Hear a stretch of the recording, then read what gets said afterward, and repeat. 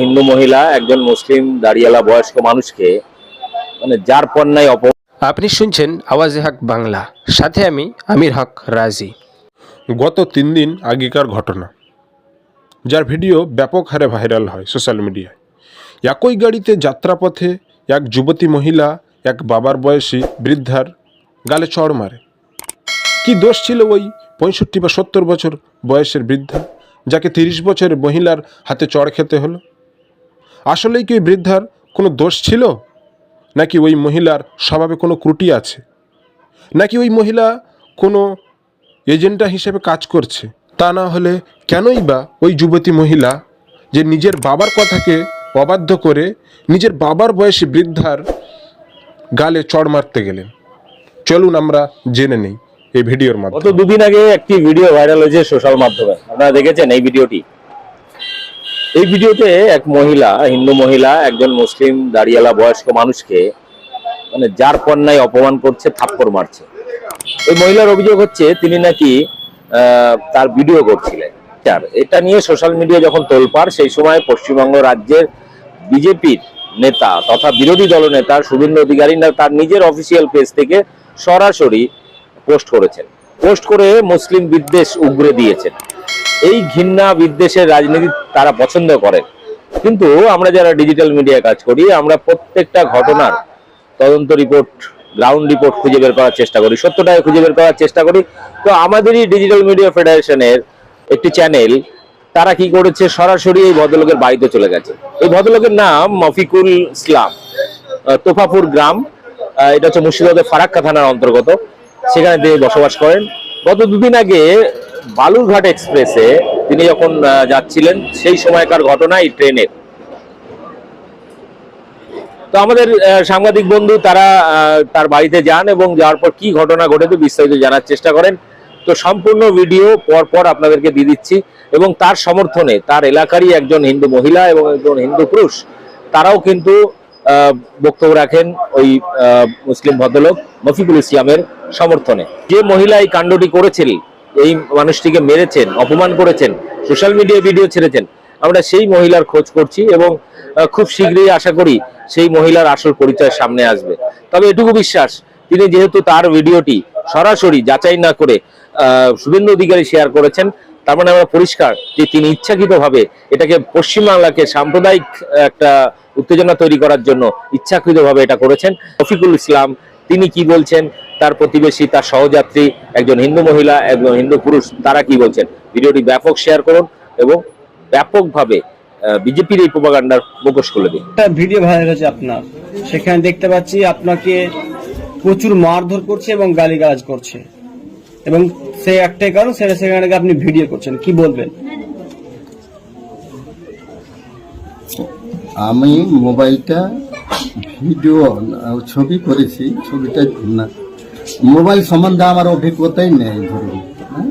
আমি উনি আমার কার সাথে কথা বলছিল জানি না, আমার মোবাইল দিয়ে দেখে আমাকে বলছে কি করছেন এই করে টার্চার করতে লাগলো। আমার মোবাইলটা কেড়ে নিল, কেড়ে কাচাড় মেরে দিল। আমি কি হয়েছে ম্যাডাম বলুন? বললে ভিডিও করছো, ভিডিও করলে তো আপনাকে বলতাম, ঠিক আছে, আর ভিডিও করলে তো আপনার ফেস প্রচুর করতাম, হ্যাঁ পুরোটাই। আপনাকে তো আমি ডাইরেক্ট দেখতে পাচ্ছি, আপনার ভিডিও করে আমি করবো কি?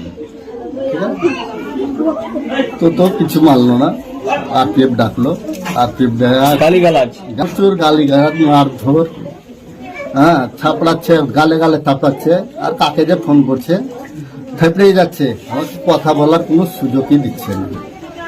তারপর কি হলো? তারপর ও বললো যে চল থানা পেলিয়ে আরপিএফকে ফোন করলো। ফোন করে তো কথা বলছে, কার সাথে কথা বলছে, ভাষা তো বিশ্রী ভাষা। এখন আসুন এখানে আসুন, হ্যাঁ এটা বুঝছে। জিআরপি অফিসে ফোন করে ডাকলো, জিআরপি এলো, গেলাম।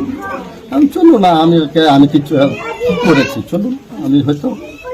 তো ওইখানে বললো জিআরপির এত রিকোয়েস্ট করলো, তবুও কেউ মানে জিআরপিদেরও রিকোয়েস্ট শুনছেন।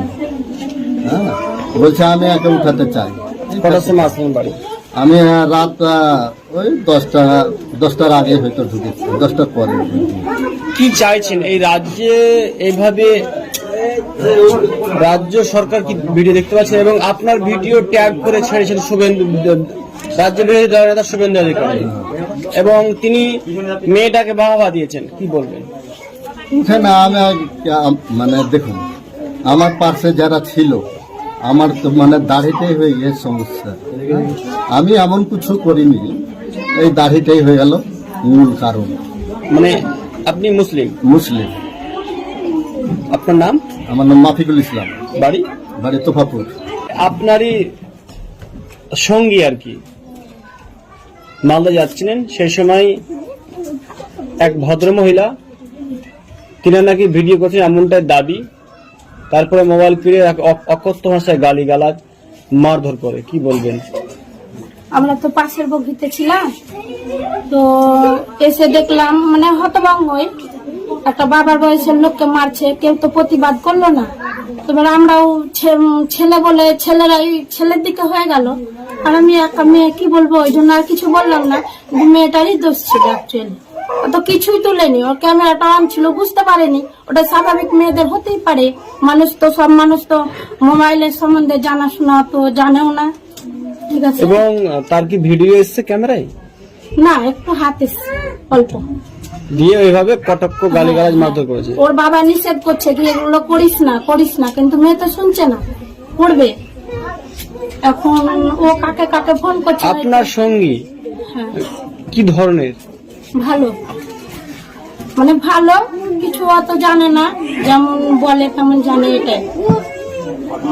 কিন্তু ওই বাবার বয়সের ওরকম লোক করলো, পরবর্তীতে ওই ভুগবে, ঠিক আছে। এখন দেখা যাচ্ছে গোটা দেশে হিন্দু মুসলিম হচ্ছে, তা সত্ত্বেও আপনি একজন মুসলমান সঙ্গীর সাথে কথা বলছেন। একজন আমি দোষ দেখলে তো দোষটা বলবো, আর দোষ না দেখলে তো বলবো না। তাতে হিন্দুই হোক, মুসলিমই হোক, জৈনই হোক, খ্রিস্টানই হোক, ঠিক আছে। আপনার নাম?